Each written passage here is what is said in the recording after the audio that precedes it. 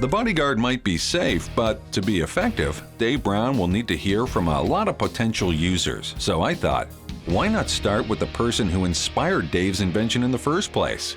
Ann Yella. She's the victim of the mountain lion attack. Hey, I'm Andrew. Hi, I'm Ann. Ann and Debbie, right? I want to introduce you guys to Dave Brown. Hi, Dave. It's good to finally meet you. Good to meet you too. Like, you're so much part of my life, but never met you. Finally, Dave hears firsthand about the vicious attack Ann suffered. What happened was I was headed down the trail. I caught a flash of movement in my peripheral vision. Then a split second later, it felt like I got hit by a Mack truck from behind. As I approach Ann and she's screaming, she's batting him off, with her arm. This mountain lion jumped on her back. So I just lunged forward and grabbed her leg and dropped to the ground. Basically I was saying I'm gonna die. This is how my life is gonna end. Wow. Why does the cat let go? Well, eventually my screams carried far enough up the trail that some bikers, heard me. These guys started throwing rocks, finally hit him on the head. Did you two have cell phones on your person when you were riding? I think we left them in the car that day. You'd left them in the car that day? The idea of having it attached so it can't be dropped was very key to what I heard about your struggle. When you squeeze the hand, it should turn on the camera, send out a GPS signal and audio. So it's kind of like a 911 call with eyes and GPS linked. Wow. My job is to try and make this thing work so that no one will ever have to go through what you did again, awesome. As good as it looks in the lab, the question is, would the bodyguard serve as an effective defense against the wild animal?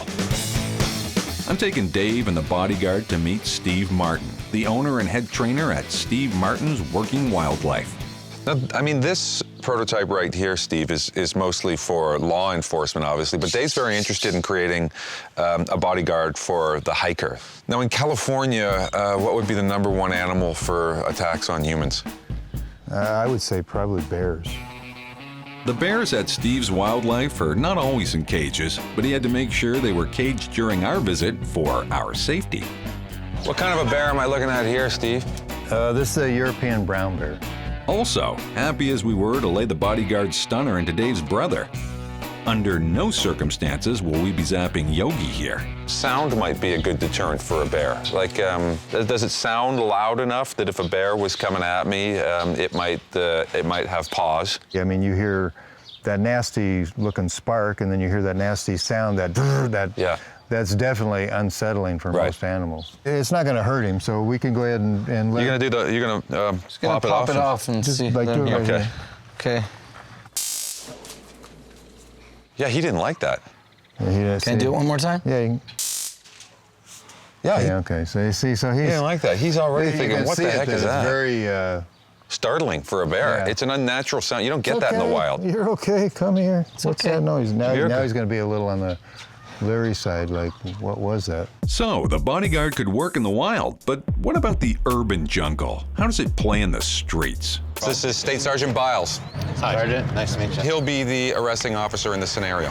And this is Ron. He's going to be playing our perp today. He's going to be the guy trying to break in. Hi, Ron. Nice to meet you.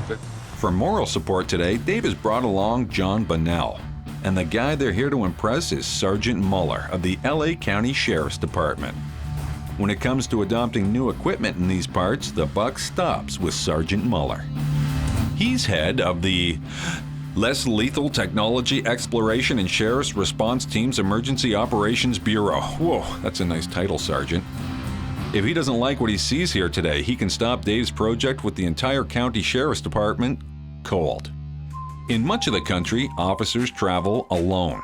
You got to realize that most agencies don't have the luxury of having two-man cars or cover anywhere in the area. And when they get a call reporting suspicious activity, their response would look something like this.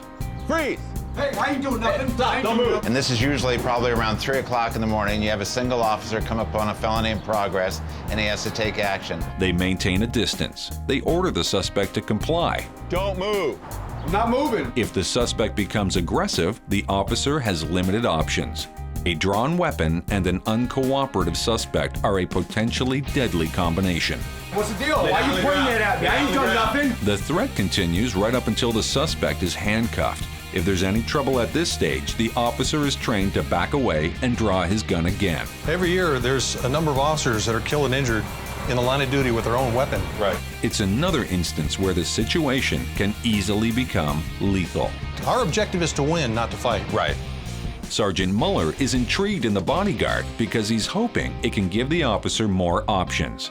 That means keeping the officer safe, effective, and not having to use lethal force. All right, man, let's run the same scenario again. This time we'll have the officer wearing the bodyguard, and we'll see how that changes the situation. Great. Okay. Freeze! Okay, don't resist me. Do not resist me.